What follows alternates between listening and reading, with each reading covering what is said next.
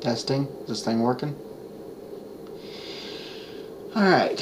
So, for those of you who have seen the few YouTube videos that I've done, I haven't really been on camera a lot. And, the main reason why is because I didn't really have a lot that I thought was really interesting to talk about.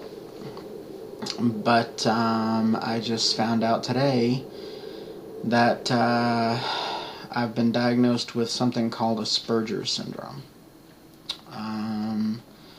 Apparently, it is also known as quote-unquote high-functioning autism.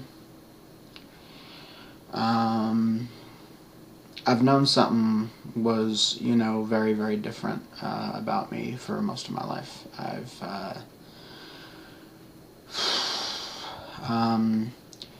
The way that I think, the way that I feel, the way that I recall different things, it's so fundamentally different from, everybody that I've been around. And, I've been sheltered most of my life. I mean, my family was pretty much my world until I was about 20 years old. And then, it's been 13 years since then, and I still don't socialize very often. Most of my stuff is done on internet message boards just because, it gives me time to, think about my responses and, not have to defend myself, in person, right off the bat if somebody decides to hurl an insult. So for those of you who don't know the term Asperger syndrome, I have not read up on it, a lot of it myself, but the basic gist of it is this. It is classified currently as a form of autism, according to the National Institute of Health. It is a mental and emotional condition that is very difficult to detect from what I've read.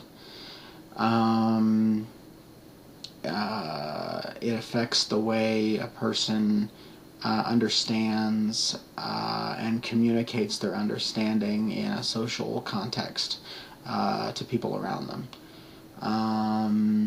Like I said, I've known I was different for a very long time. And I was never really sure what it was. Never really, sure how to describe it.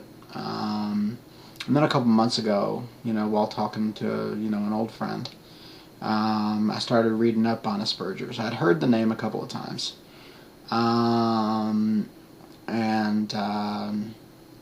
I decided to start reading up on the list of symptoms first to see if it matched my life. And when I did, oh boy, yeah. It was like looking in an emotional and mental mirror. I mean, it really was. Some of the effects, or symptoms rather, are a tendency to focus exclusively on one thing for long periods of time, an inability to understand the quote-unquote natural give and take during a conversation flow,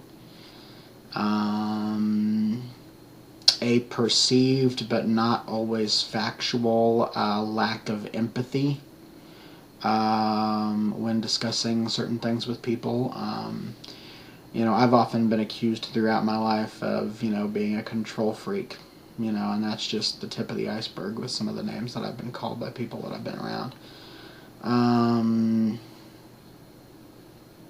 So anyway, having this diagnosis is a bit of a, relief for me because, I finally have a name to, put with, my emotions, and I just wanted to, tell people about it. My own sister thinks I'm nuts. She thinks I'm basically, looking for an excuse to, keep behaving oddly. But she doesn't live in my brain. And, my mother's a little more, sympathetic, but she still seems pretty confused. And, who can blame her? I'm really confused. I mean, I'm 33 years old. I've spent the last, 20 some odd years wrestling with this thing, always feeling different, always thinking different, always behaving different, and, knowing that there was something about me that was different, but not knowing what it was, or even if it was something I could control. When I spoke to my psychologist today, who, diagnosed me with this, he said there is no medicine for Asperger's. He said that, he recommended some, behavioral therapy for me, but, there's no medication to take, so, it's something that I'm going to have to learn how to live with. Another symptom is a rapid-fire style of delivery of information, when a person is talking. If you were to ask me to discuss some of my favorite movies, for example, I could start telling you all sorts of stuff, and I would just rattle, on and on and on and on and on about it. And it would probably wind up, staying that way until I either got tired or until somebody told me that, they didn't want to hear it anymore. Because that's been the case with me a lot in, my past, is doing this. I'll just give you an example of that, rapid fire delivery. Just for demonstration purposes. One of my favorite films of all time is the original Back to the Future film. And there's that scene in the mansion, in Doc Brown's mansion, where Marty is bemoaning the fact that he has no way to get home. And so the dialogue pretty much starts up where, they're watching the video recording. And that's the point where Christopher Lloyd is like, this is truly amazing. A portable television studio. No wonder your president has to be an actor. He's got to look good on television. And of course, Marty is like, whoa, this is the part coming up, Doc. And he plays it for him a little bit, and it goes through, and at a certain point, Doc is like, what did I just say? And he's like, hold on a second. So he rewinds it, plays it back, and Doc hears the phrase 1.21 gigawatts, and instantly he freaks out. He's like, 1.21 gigawatts? Great Scott!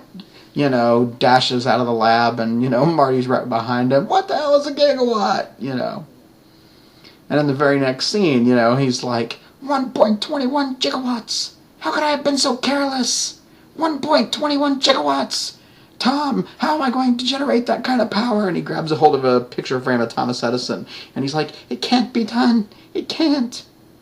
And, Marty says all they need is plutonium. And, Doc is like, I'm sure in 1985, my boy, plutonium is available in every corner drugstore, but in 1955, it's a little hard to come by. Marty, I'm sorry, but I'm afraid you're stuck here. And they get into the whole discussion, and, it's just, that's just a sample, but, I talk about, films like that because I never had a lot of friends, growing up. Never did. Moved around a lot. Never really, made a lot of friends. Was never comfortable around people my own age. Always associated with either adults or, kids who were, a few years younger than me.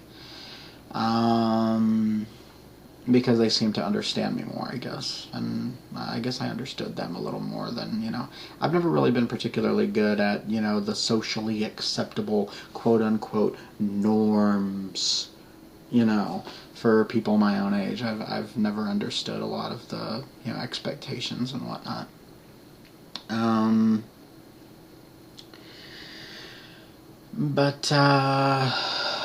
Anyway, so, I just wanted to, make this video to kind of, reveal my condition, to anybody who might be interested, and, I'm going to be researching this. I'm going to be, my psychologist gave me this diagnosis after putting me through about a 6-hour, really intense psychological evaluation about 9 days ago. And,